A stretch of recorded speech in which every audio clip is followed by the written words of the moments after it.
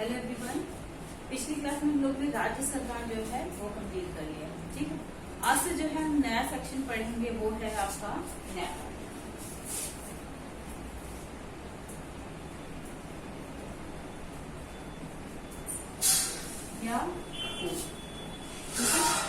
इसको देखिए हम कैसे पढ़ेंगे, थोड़ा सा ट्रेनिंग कर लेंगे। पहले हम क्या पढ़ेंगे, सुप्रीम कोर्ट पढ़ेंगे, ठीक है। फिर हाई कोर्ट पढ़ेंगे, इसके बाद क्या आता है आपका लोअर कोर्ट। ठीक, सुप्रीम कोर्ट, हाई कोर्ट और अधीनस्थ न्यायालय जो है हम यहाँ पर पढ़ेंगे। ठीक है, इसके अंतर्गत देखिए तीनों के ही अंतर्गत और कैसे पढ़ेंगे हम। सबसे पहले इनके जो सामान्य पहलू है उसको पढ़ेंगे। सामान्य पहलू मतलब यहाँ पर निर्वाचन कैसे होता है, ठीक, इनका कार्यकाल क्या होता है, ये सारी बातें और भी जो भी चीजें आ सकती है, पद मुक्ति कैसे होती है, ये सारी चीजें इसमें पढ़ेंगे। ठीक है, उसके बाद इसके अधिकार क्या क्या हैं, ठीक, ये पढ़ेंगे। उसके बाद जो है आखिरी में जो है अन्य चीजें हैं। अन्य चीजें जैसे कि आप पढ़ते हैं न्यायालय की अवमानना। अभी प्रशांत भूषण जी का मुद्दा जो है वो न्यायालय की अवमानना में बहुत चर्चा में रहा। ठीक है, वो सारी चीजें क्या होती हैं और ये सारी चीजें जो है काउंटर देने के लिए यहाँ पर, ठीक, इसकी फ्रेमिंग नोट कर लीजिए।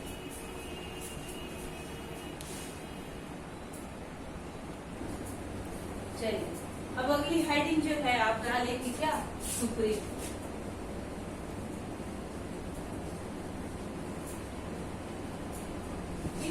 अगली हेडिंग ये डालेंगे। इसके पहले सामान्य पहलू पर हम लोग बातें करेंगे। ठीक, सामान्य पहलू में पहला पॉइंट तो यही है कि जो आपके संविधान में जो आपकी जो न्यायिक व्यवस्था है या जुडिशियल सिस्टम में होगी,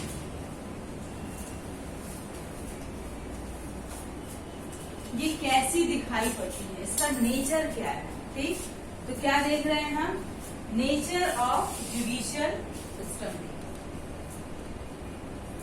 ठीक, अगर मैं आपसे कहूं कि आपने अभी तक गवर्नमेंट पढ़ रखा हुआ है, गवर्नेंस पढ़ रखा हुआ है, केंद्र सरकार में भी पढ़ा और राज्य सरकार में पढ़ा, तो अगर मैं नेचर की बात कहूं तो वहां पे आप कह सकते हैं ना, कौन सी व्यवस्था थी, सेमी फेडरल थी ना, अर्ध संघीय, जिसमें केंद्र सरकार को भी अधिकार प्राप्त थे और राज्य सरकारों को भी प्राप्त थे ना इसमें। ठीक है, मगर यहाँ पर कैसी व्यवस्था है, जुडिशियल सिस्टम में कैसी व्यवस्था है, तो यहाँ पर कैसी है, यूनिटरी, एकात्मक व्यवस्था दिखाई देती। समझ रहे इतनी बात, एकात्मक कैसे दिखाई देती है, देखिए एकात्मक का क्या मतलब होता है कि एक ही हाथ में क्या हो जाए, सारी शक्तियों का संकेंद्रण हो जाए, एक ही हाथ में क्या हो, सारी शक्तियां हो। ठीक, तो यहाँ पर देखिए सबसे ऊपर क्या होता है, सुप्रीम कोर्ट आता है। ठीक, उसके नीचे कौन काम करता है, हाई कोर्ट करता है, और सबसे नीचे कौन काम करता है, लोअर कोर्ट। ठीक, तो कहीं ना कहीं हर केस फाइनल डिसीजन कौन करता है, सुप्रीम कोर्ट करता है। जबकि आप देखिए राज्य सरकार को जो विषय दिए गए हैं उस पर केंद्र सरकार हस्तक्षेप जनरली नहीं करता है। जो समवर्ती सूची के विषय है या केंद्र सूची के विषय है उनको छोड़ के, जो राज्य जैसे कि पुलिस व्यवस्था, तो पुलिस व्यवस्था में केंद्र सरकार थोड़ी ना आगे हस्तक्षेप करती, क्योंकि वो राज्य सूची का विषय है। समझ रहे हैं। ठीक, जबकि यहाँ मान लीजिए किसी ने कोई हत्या का अपराध किया है तो पहले केस कहाँ चलता है, लोअर कोर्ट में, फिर हाई कोर्ट में, फिर फाइनल डिसीजन जो इसने कर दिया है उसको राष्ट्रपति के बदल देता है अगर क्षमादान संबंधित कुछ है। ठीक है, और जनरली वैसे ही कोई अपराध है तो क्या है, अगर इसने डिसीजन दे दिया तो ये थोड़ी ना बदलता है उसको, या ये थोड़ी ना बदलता है उसको। जबकि अभी आप देख रहे हैं कौन सा मुद्दा चल रहा है, किसान वाला मुद्दा चल रहा है। ठीक, किसानों वाला का जो बिल आया है उसका मुद्दा चल रहा है। इसमें कुछ राज्य कह रहे हैं ये केंद्र सरकार ने ये बिल बनाया है, ठीक, और कुछ राज्य कह रहे हैं कि हम इसको अपने में लागू ही नहीं करेंगे, कह रहे हैं ना। ठीक, जबकि अगर सुप्रीम कोई कोर्ट कोई ऑर्डर को पारित कर दे तो हाई कोर्ट या लोअर कोर्ट ये नहीं कह सकता, ठीक है। तो लग रहा है ना कि किसी एक ही हाथ में सभी की सारी सत्ता चली गई है। इसीलिए क्या कहा जाता है कि अपनी जो जुडिशियल सिस्टम है उसका नेचर कैसा होता है, एकात्मक या फिर यूनिटरी। समझ गए अपनी बात, समझ में आ रही है। चलिए पहला पॉइंट,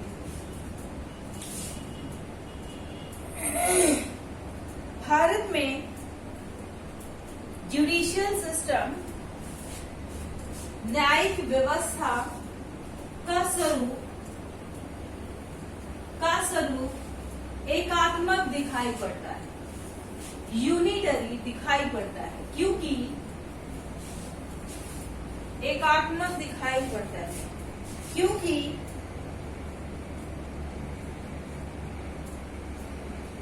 सबसे नीचे लोअर कोर्ट, उसके ऊपर हाई कोर्ट व उसके ऊपर व सबसे ऊपर सुप्रीम कोर्ट कार्य करती है तथा सुप्रीम कोर्ट के निर्णयों को उसके अधीन, उसके अंडर में आने वाले न्यायालय तोड़ नहीं सकते हैं,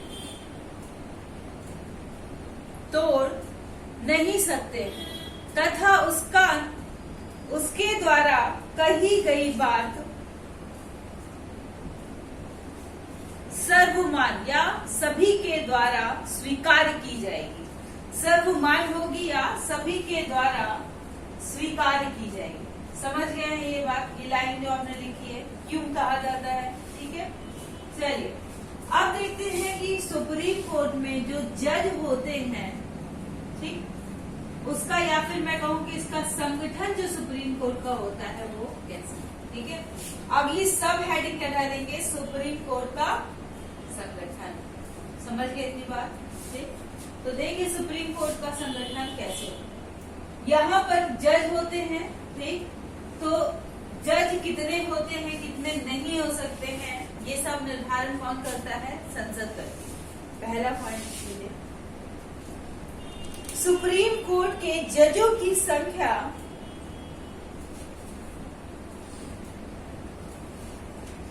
संख्या का निर्धारण संसद द्वारा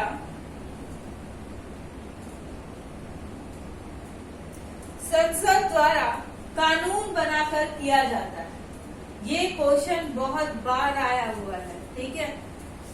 कभी कभी लिख देगा कि राष्ट्रपति के द्वारा, मंत्री परिषद की सलाह पर राष्ट्रपति के द्वारा किया जाता है, तो ये गलत है, ठीक। संसद उसमें कानून बनाएगी, ठीक है। अगर मंत्री परिषद का कभी आया, प्रेसिडेंट का है, क्योंकि सारे काम जो है वो प्रेसिडेंट की सलाह मतलब के नाम पर ही होते हैं, इसलिए बच्चा उसको टिक लगा देता है, ठीक है। तो जब मैं आपको अभी आगे पढ़ाऊंगी तो उसको मैं और अच्छे तरह से, जब हाई कोर्ट पढ़ाएंगे तो उसमें और अच्छे से क्लियर हो जाएगा, ठीक। कभी भी दो स्टेटमेंट आए कि जजों की संख्या का निर्धारण, पहला स्टेटमेंट संसद कानून बनाकर करती है, दूसरा स्टेटमेंट मंत्री परिषद की सलाह पर राष्ट्रपति करता है। राष्ट्रपति जैसे आपातकाल के लिए उसको पारित तो नहीं कराना पड़ता है ना, ठीक, बाद में पारित होता है, घोषणा पहले ही हो जाती है ना राष्ट्रपति के द्वारा, ठीक। तो वैसे कोई घोषणा नहीं करती है, इसमें हार्ड एंड फास्ट है कि संसद को कानून बनाना ही होगा, ठीक है। समझ गया, चलिए ये हो गया। अब आते हैं कि आखिर जजों की संख्या है कि, तो जो हमारा मूल संविधान था, ठीक, इसमें जजों की संख्या जो थी वो टोटल 8 की थी, ठीक। एक कौन होता था, CJI, chief justice of India होता था, प्लस 7 क्या होते थे, अदर जज, ठीक। अगला पॉइंट लीजिए, मूल संविधान में सुप्रीम कोर्ट के जजों की संख्या 8 ब्रैकेट में एक CJI प्लस 7 अदर निर्धारित की गई थी,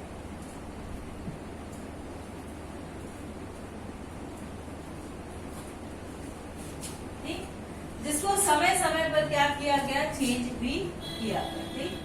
2008 में एक कानून लाया गया संसद के द्वारा और इसकी संख्या कितनी कर दी गई, 1+30 कर दी, ठीक। 1 + 30 का क्या मतलब हुआ, एक CGI हो गया और 30 क्या हो जाएंगे, अन्य हो जाएंगे। ठीक, लिखिए अगला, उसी में ही बढ़ाइए। इसकी संख्या को समय समय पर कानून बनाकर परिवर्तित किया गया है। जैसे 2008 में इसकी संख्या 1 + 30 की गई। 1 + 30 ब्रैकेट में इधर लगाएगा CGI + 30 अदर जय। ठीक, अब देखिए 2019 में फिर से इसमें चेंजमेंट 2019 में फिर से इसमें चेंजमेंट किया गया है। ठीक है, अब जो है वो कितनी हो गई है, टोटल संख्या 34 हो गई है। ठीक है, जिसमें एक कौन होगा, CGI, और 33 क्या है, अन्य। ठीक है, और वर्तमान में भी क्या है, यही व्यवस्था लागू है। सुप्रीम कोर्ट के मैक्सिमम जजों की संख्या कितनी हो सकती है वर्तमान में, अगर पूछा जाएगा तो 34। ठीक है, लिखिए 2019 में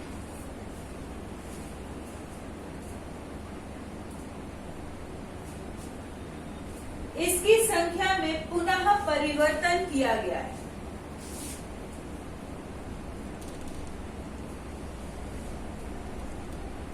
पुनः परिवर्तन किया गया है। अब सुप्रीम कोर्ट में जजों की संख्या कुल 34 ब्रैकेट में वो लिख लीजिए 1 + 33 हो सकती है।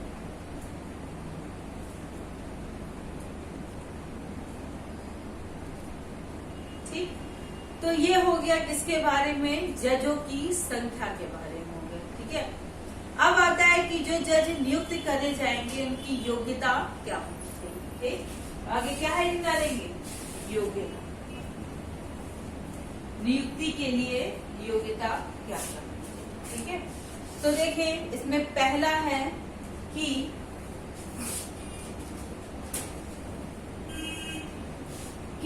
जो जज यहाँ पे नियुक्ति करे जा रहे हैं वो कम हाई कोर्ट में, एक हाई कोर्ट में या डिफरेंट हाई कोर्ट में क्या है कि कम से कम 5 साल तक जज के रूप में नियुक्त रहे हों। ठीक, लिखिए, समझ रहे हैं बात कि जो सुप्रीम कोर्ट का जज बनने जा रहा है तो उसकी पहली योग्यता क्या है कि वो कम से कम 5 साल तक किसी हाई कोर्ट में जज के रूप में कार्य किया।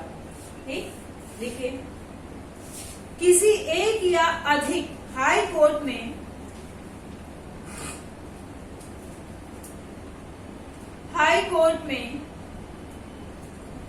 मिनिमम 5 वर्ष, न्यूनतम 5 वर्ष तक जज न्यायाधीश रहा हो।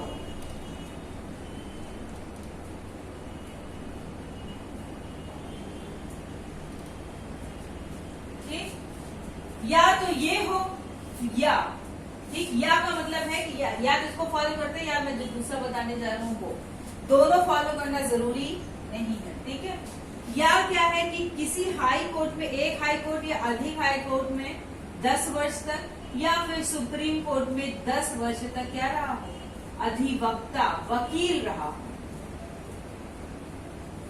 ठीक, ये कहा गया। लिखिए अगला पॉइंट,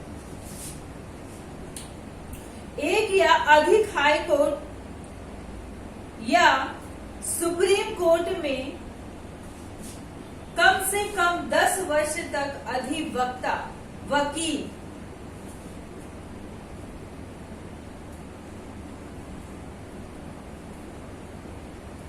अधिवक्ता रहा हो। ठीक, या तीसरा देखिए या क्या है, राष्ट्रपति की नजर में क्या हो, संविधान का ज्ञाता हो।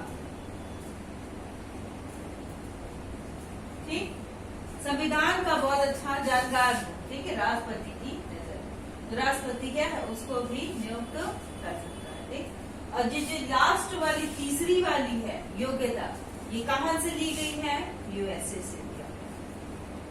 ठीक है, अगला पॉइंट, या बीच बीच में या लगा लीजिएगा। ठीक है, की राय में संविधान व विधि, लॉ का, कॉन्स्टिट्यूशन व लॉ का अच्छा जानकार हो, अच्छा जानकार हो।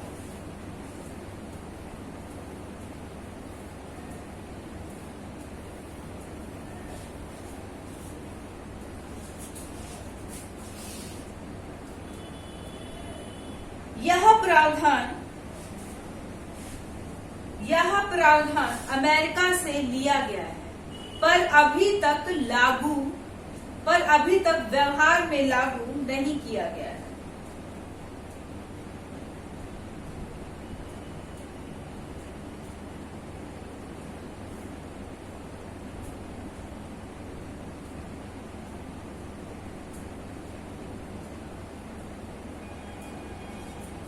समझ गए इतनी बात? चलिए अब देखिए कि इनकी क्या जो जज है उनकी नियुक्ति कैसे की जाती है। ठीक है, पहले हम इसमें क्या देखेंगे कि जो सिंपल जज है, जो 33 जज है, उनकी नियुक्ति करी जाती है कैसे, फिर जो आपका सीजेआई है उसकी नियुक्ति कैसे करी जाती है। ठीक है, तो नियुक्ति, जजों की नियुक्ति, ये डालिएगा जजों की नियुक्ति। ठीक, आर्टिकल कौन सा है, 124। ठीक है, चलिए पहले देखते हैं कि आखिर मूल संविधान में क्या व्यवस्था दी गई थी।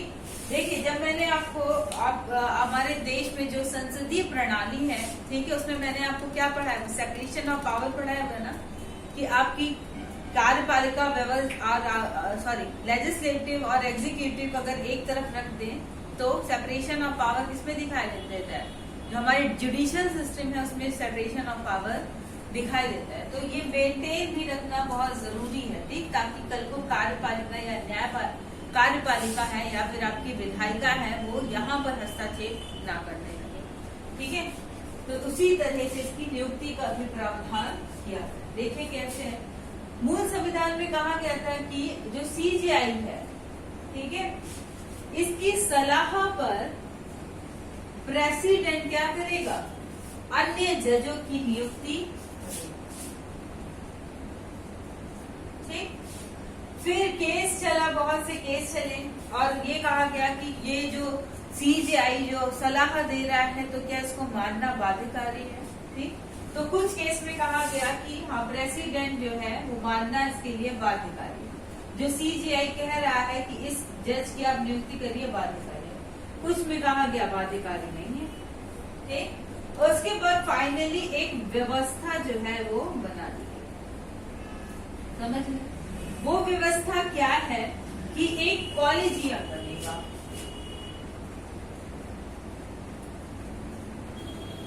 ठीक, कॉलेजियम बनेगा जिसमें 5 एक सीजीआई सम्मिलित होगा और 4 अन्य जज। जो उस समय ऐसा तो होगा नहीं कि 33 के 33 पद ही खाली हो, तो कम से कम 4 जज तो होंगे ना सुप्रीम कोर्ट में। तो 4 अन्य जजों से मिलाकर एक कॉलेजियम का निर्माण होगा। ठीक, फिर ये जो है, ये लोग जिस नाम के ऊपर कह देंगे कि भाई हाँ, मतलब सहमति हो जाएगी, उसको क्या बना दिया जाएगा, जज के, अन्य जज के रूप में नियुक्त कर दिया जाएगा। इतनी बात समझ में आए। ठीक, पहले इतना लिखते हैं, फिर आगे और क्या पेज है तो देखिए। लिखिए, मूल संविधान में कहा गया था कि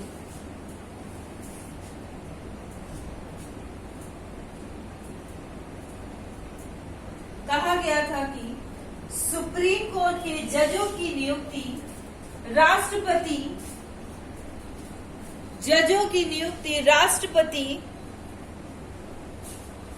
चीफ जस्टिस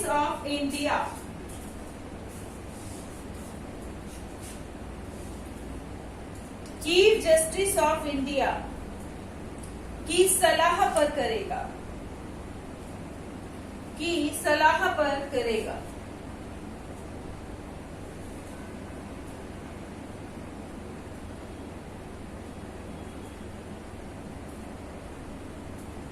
पर आगे यह मुद्दा बार बार उठता रहा कि राष्ट्रपति राष्ट्रपति को सलाह मानना बाध्यकारी है या नहीं?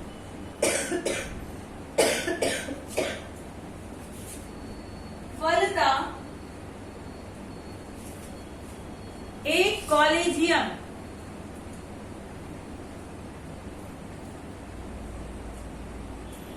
की व्यवस्था अन्य जजों की नियुक्ति में की गई है, की नियुक्ति में की गई है।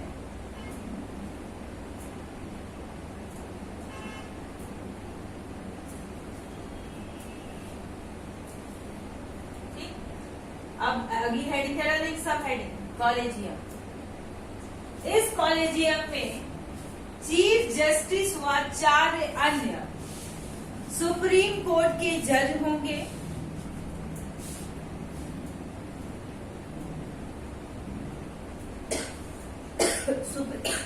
सुप्रीम कोर्ट के कौन से जज होंगे? जो वरिष्ठतम, ब्रैकेट में क्या लिख लीजिएगा? अन्य जज में वरिष्ठतम जज होंगे। तथा नियुक्ति इस कॉलेजियम के बहुमत, मेजॉरिटी, मतलब 3 लोग अगर किसी नाम पर सहमत हैं, ठीक है, तो हो जाएगी। ठीक, बहुमत मेजॉरिटी पर होगी। ठीक, अब यहां पर देखिए, मैंने अभी कौन से पेज की बात करी थी वो देखते हैं। ठीक है, देखिए 4 जज हैं अंदर, ठीक, टोटल मिलाकर 5 लोग हैं। ठीक, तो हो सकता है किसी नाम पर जो है, किसी जज के नाम पर जो है इन 4 में से 3 लोगों की सहमति हो और एक जज की ना सहमति हो, सीजीआई की सहमति हो, ऐसा एज्यूम करिए। ठीक है, तो क्या है, उस जज की नियुक्ति नहीं होगी। सीजीआई की सहमति होना अनिवार्य है, सीजीआई +2 की सहमति होना अनिवार्य है। ठीक है, अगर केवल सीजीआई है तब भी नहीं हो सकता है, +2 मतलब अदर 2 जज की सहमति होना अनिवार्य होता है। समझ रहे हैं ये बात? अगला पॉइंट, इस बहुमत की सहमति में, इस मेजॉरिटी की सहमति में सीजेआई की सहमति होना अनिवार्य है।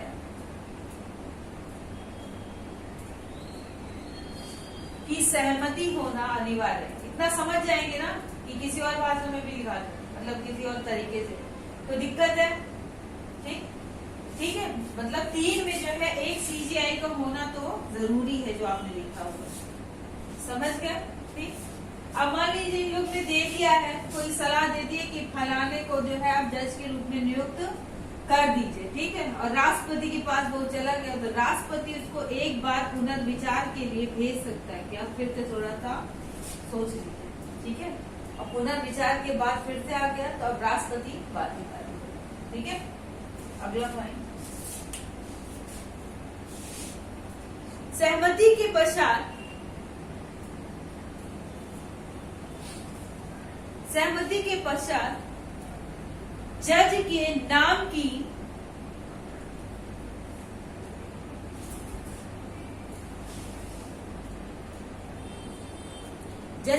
नहीं, जज की नियुक्ति के बारे में राष्ट्रपति के पास, नियुक्ति के बारे में राष्ट्रपति के पास आवेदन जाएगा तथा राष्ट्रपति एक बार के लिए उसे कॉलेजियम के पास पुनर्विचार हेतु भेज सकता है।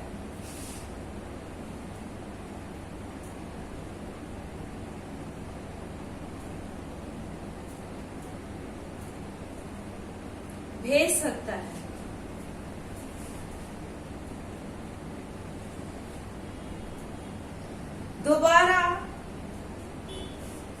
दोबारा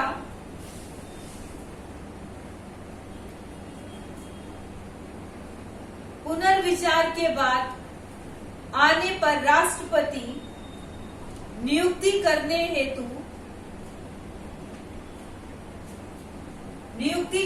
हेतु बाध्यकारी होगा। ठीक, ये तो हो गया जजों की नियुक्ति। अब किसकी मैंने कहा था, सीजेआई की नियुक्ति कैसे होती है, ठीक है। तो सीजेआई की नियुक्ति जो है ये इसके लिए कोई कॉलेजियम नहीं बनता है। इसकी नियुक्ति कैसे होती है, परंपरा के अनुसार, ठीक है। तो जो भी सुप्रीम कोर्ट में जो भी जज उसका कार्य कर रहे हैं, ठीक, उसमें सबसे वरिष्ठ जज होगा जो, और वरिष्ठ किस हिसाब से, कार्य के हिसाब से, ठीक, उसको जो है यहाँ पर नियुक्त कर दिया जाएगा। किसके रूप में, ठीक है, सीजीआई के रूप में। लिखिए सीजीआई की नियुक्ति। सीजीआई की नियुक्ति परंपरा के अनुसार होती है, अर्थात सुप्रीम कोर्ट के सबसे वरिष्ठतम, सबसे सीनियर जज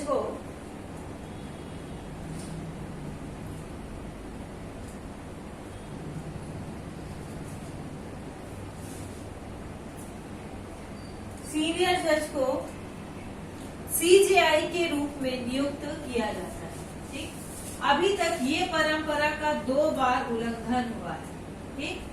जब सबसे वरिष्ठतम जज को सीजीआई के रूप में नियुक्त ना किया गया। यहाँ अपना होमवर्क लिखिए, किताब में जाइएगा, देखिएगा, आपको ये मिल जाएगा, ठीक, कि कौन से ऐसे 2 जज रहे हैं जिनको क्या करा गया है, इस परंपरा को फॉलो ना करके, वरिष्ठता को ना देखते हुए किसी गैर वरिष्ठ व्यक्ति को सीजीआई बना दिया गया, ठीक है। एक बार हुआ है 73 में और एक बार हुआ है 1977 में, ठीक। तो उन 2 जजों के आपको नाम लिख लेने हैं, वो कौन कौन से, ठीक है। लिखिए अगला पॉइंट, नेक्स्ट में बढ़ाइए। परंतु इस परंपरा का 2 बार उल्लंघन हुआ है, 2 बार उल्लंघन हुआ है। उल्लंघन कौन कौन सा था, ये आपको क्या करना है, लिख लेना है, और एक लाइन छोड़ दीजिएगा, ठीक है। अब क्या देखेंगे हम कि आखिर जो है इनको शपथ कौन दिलाता है, ठीक है। अगली हेडिंग क्या डालेंगे आप, ओथ, शपथ, ठीक है। इसको शपथ कौन दिलाता है, जो जज होगा या सीजीआई है तो राष्ट्रपति दिलाता है, ठीक है। लिखिए शपथ। जज सुप्रीम कोर्ट के जजों या सीजीआई को शपथ राष्ट्रपति दिलाता है, ठीक। और ये शपथ काय की लेते हैं कि संविधान को में निष्ठा है इनकी, ठीक, उसका आदर करते हैं, ठीक है, देश की एकता अखंडता को बनाए रखेंगे, ये सारी शपथ ये लेते हैं, ठीक। लिखिए शपथ में निम्न बातें शामिल होती हैं, संविधान के प्रति सच्ची श्रद्धा व निष्ठा बनाए रखना,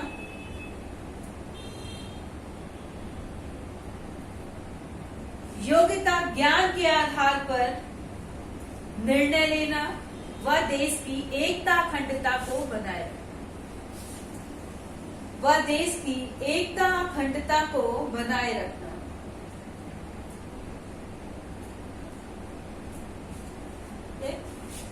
अब इसके नीचे एक नोट लिख लीजिए कि जो हाई कोर्ट होता है और सुप्रीम कोर्ट, इन दोनों की शपथ एक जैसी होती है, ठीक है। जो यहाँ के जज होंगे उन दोनों की शपथ एक जैसी है, ठीक। लिखिए नोट में, सुप्रीम कोर्ट व हाई कोर्ट के जजों की शपथ, सुप्रीम कोर्ट व हाई कोर्ट के जजों की शपथ एक प्रकार की होती है,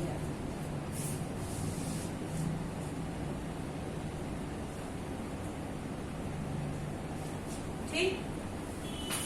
उसके बाद क्या आता है, इसका वेतन क्या आता है, और वेतन का निर्धारण कौन करता है, ये क्वेश्चन बहुत से बार पूछा गया, क्योंकि यहाँ पे सेपरेशन ऑफ पावर मैंने आपको पढ़ाया हुआ है, तो उसमें हो सकता है बच्चा कह ले कि सोच ले कि सुप्रीम कोर्ट अपने में ही, सुप्रीम कोर्ट का कितना होगा ये निर्धारण सुप्रीम कोर्ट ही करे, ठीक। तो ये नहीं करती है, ठीक है। इसका वेतन कौन कर निर्धारण कितना होगा, ये संसद करती है, ठीक, कानून बना, ठीक है।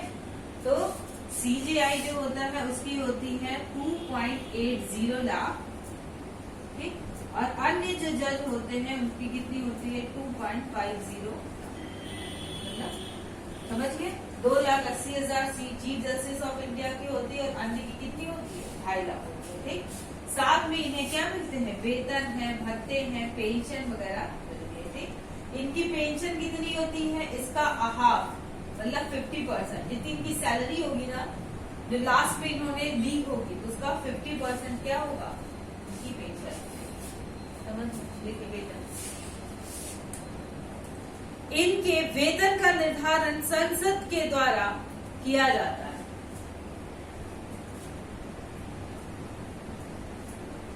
वर्तमान में सीजीआई को, ये दोनों लिख लीजिए, सीजीआई को इतना व अन्य को इतना पेंशन मिलता है, इतना वेतन मिलता है। इसके अतिरिक्त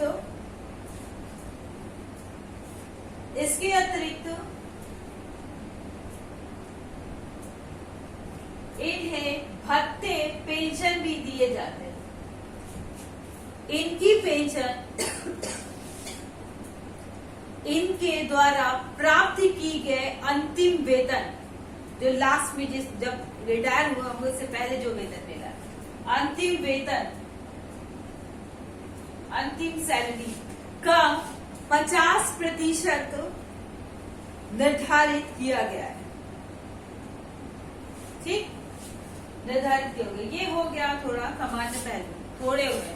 अभी काफी कुछ बाकी है, कल हम देखेंगे कि उनका कार्यकाल क्या होता है। ठीक, इसको पद से कैसे हटाया जा सकता है, ठीक, अभी तक किसी पर ऐसा हटाया गया है या नहीं, जो भी सामान्य बातें होंगी उसके ऊपर हम कर लेंगे। ठीक है, आज के लिए